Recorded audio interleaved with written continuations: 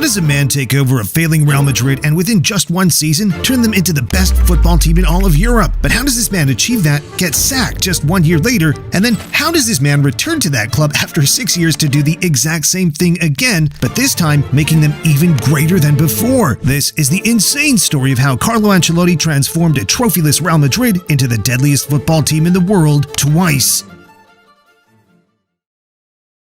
Carlo Ancelotti's Real Madrid journey began in 2013, but by that point, he was already one of the greatest managers of all time and also had one hell of a playing career, so let me fill you in quickly. Like most top managers, Carlo was also a top player, having started his career in Parma, then moving to Roma before reaching his career pinnacle with AC Milan, where he played for 5 years and lifted 2 Champions League trophies in 1988 and 1992, playing a key role in the team. He was a great midfielder, but unfortunately, his career had come to an end at the age of 33 because of recurring knee injuries, but it didn't take him long before he entered the next chapter of his life, because in 1992, he was named the manager of Regionallo, and he quickly began to earn his stripes on the touchline. So, after just 1 year there, he took the step to become the manager of Parma, and here's where he learned one of the most valuable lessons of his career, and one we see shining through his managerial style today. Carlo was set on his style of play, always opting for a 4-4-2 formation, so when he was offered one of the best players in the world in Roberto Baggio, he rejected him because he didn't fit the style. He realized this was a massive mistake, and from this moment onwards, he made sure that his tactics and management style would always shift to accommodate the players in the team, something which can be seen in all of his Real Madrid sides over the years. After Parma, he spent a couple of years at Juventus, where he managed Zinedine Zidane, the man who would later become his assistant coach at Real Madrid, and then Carlo finally landed the biggest job of his career thus far, as he was placed in charge of AC Milan.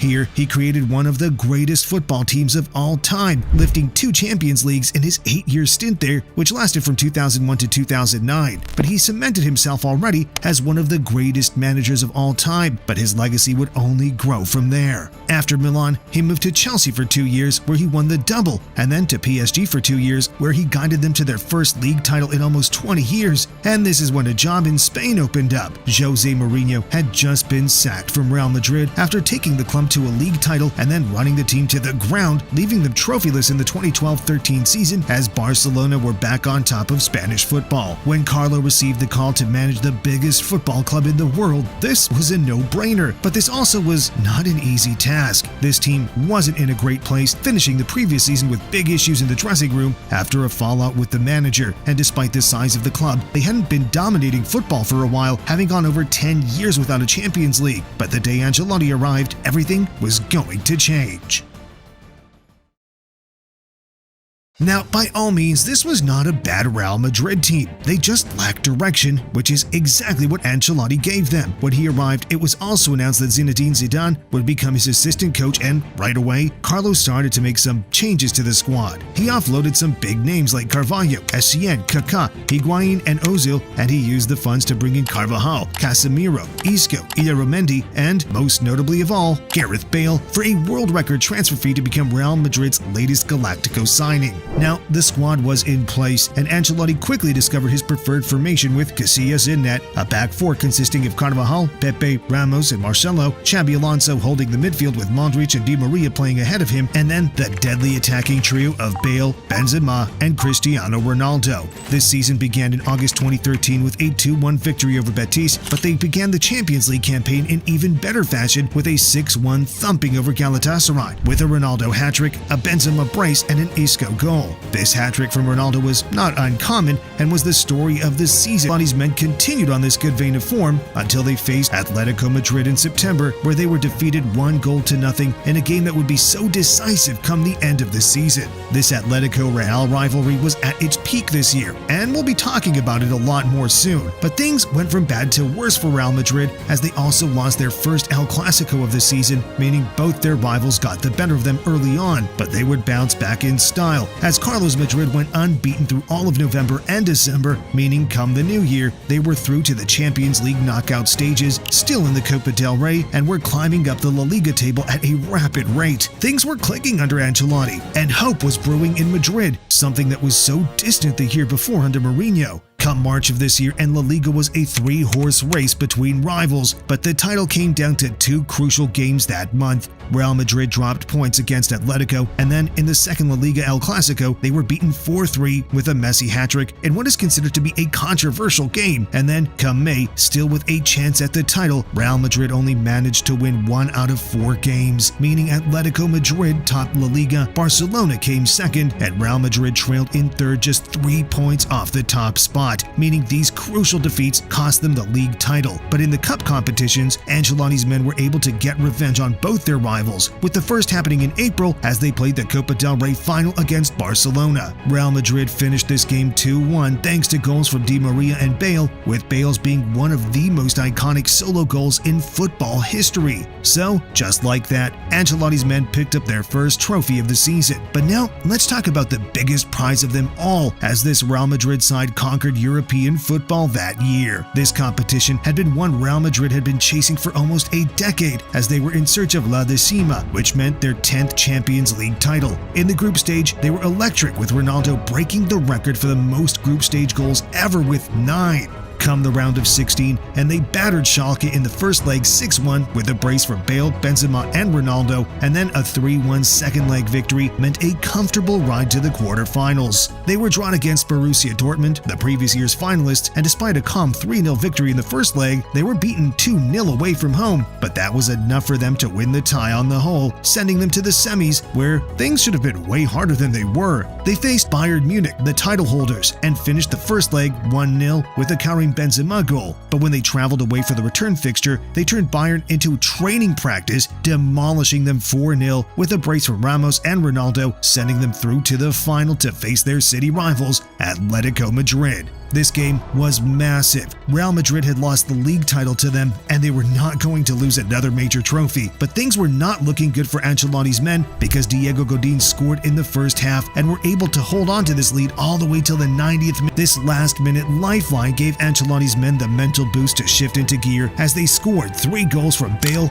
Marcelo, and Ronaldo to seal the game 4-1, and Carlo Ancelotti his first with the club. And, as you know, this would not be his last, but more on that soon. This season, Cristiano Ronaldo took all the headlines as he broke the Champions League goal-scoring record with 17 in a season and finished the entire season with 51. Bale and Benzema both broke the 20-goal mark also, and Angel Di Maria pitched in with 11, but he was arguably the most important player in this team, which was proved even further with what happened in Ancelotti's second season in Madrid. Entering the 14-15 season, Ancelotti sold Xabi Alonso and Angel Di Maria, whilst signing key players in Kroos, James Rodriguez, and Chicharito Hernandez, and they began the season strong, winning the UEFA Super Cup and going on a 22-game winning streak all the way until January. They won the Club World Cup also, but in February of this year, things would start to turn south for Ancelotti. Atletico Madrid embarrassed Los Blancos with a 4-0 drubbing in the league, but Real still sat on top of the table. The previous season, they were so close to a treble, and this was their target this year, but within just a couple of months, it would all fall apart. Barcelona had quietly put together a dream team spearheaded by Messi, Suarez, and Neymar, and nothing was going to stop them. In March, Real lost 2-1 in El Clasico, and Barcelona used this victory to propel them to the La Liga title, finishing the season in first place, 2 points ahead of Real Madrid. Real were also knocked out of the Copa del Rey by Atletico Madrid and knocked out in the Champions League semi-finals by Juventus, meaning they finished the season with no major trophies. Ronaldo had his best season ever, scoring 61 goals as he flourished under Ancelotti, but unfortunately, things had turned south in the capital, and come the 25th of May, President Florentino Perez made an announcement saying,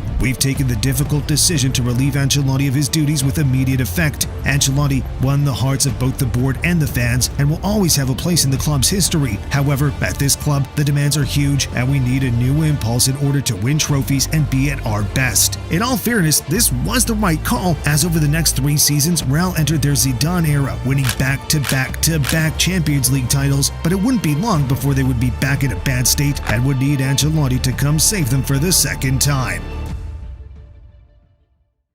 After being sacked by Madrid in 2015, Ancelotti took a year off coaching to undergo surgery. He then went on to manage Bayern Munich, won the Bundesliga, and was sacked in his second season. In 2018, he signed for Napoli, but only lasted a year as coach there too before being sacked, until finally he reached an all-time low of his career, Everton Football Club. He spent 2 seasons there where he finished 12th and 10th in the league, but one random phone call was enough for him to get up and leave England and head back to Spain. It was the summer of 2021, and Carlo called up the Real Madrid CEO Jose Angel Sanchez to see if he could get any players to Everton, and he asked how things were going in Madrid. Jose replied they were struggling to find a manager, and things weren't going too well ever since Ronaldo and Zidane left in 2018, and that's when Ancelotti simply offered his services yet again. Sanchez discussed this with Perez, and within 3 days, Ancelotti was out of Everton and back in the Bernabeu, where he was going to save Real Madrid for the second time in his career.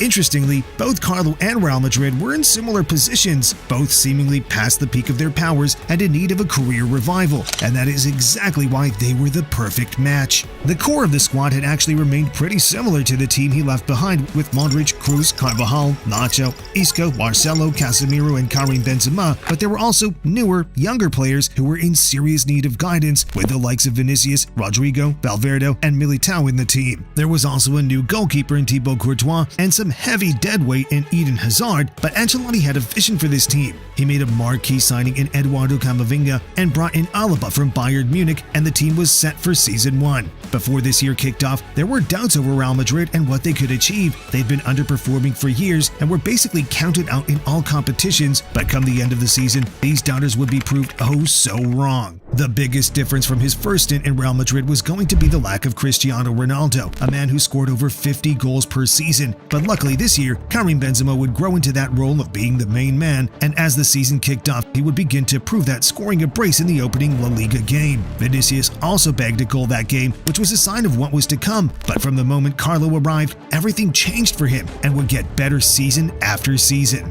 They started the Champions League campaign with a rather rocky defeat to Sheriff in the group stage, but then the team switched back on and won the remaining 5 group games with Benzema, Vinícius Júnior, and Rodrigo all on fire. Come January of that season, they also sat top of La Liga, holding a 2-point lead over second-place Sevilla. But even more interestingly than that, they sat 11 points off Atletico and 12 points off Barca, who sat in 4th and 5th place as they were both underperforming. From this position, they never really did slip in the league, and they eventually finished comfortably in 1st place with a 13-point lead, having it wrapped up in April of that year. But as much as they dominated the league, there was a second prize they were interested in, and there was truly magic going on in Madrid this season because they couldn't be stopped in Europe. They faced PSG in the round of 16, where Kylian Mbappe scored the only goal in the first leg to win the game 1-0 for Paris. Come the second leg, Mbappe scored early, and by the 60th minute, Real Madrid were trailing 2-0. But this is when Karim Benzema turned on the gas, scoring a hat-trick within 20 minutes to end the tie 3-2 and send Los Blancos to the next round, where things would be just as dramatic.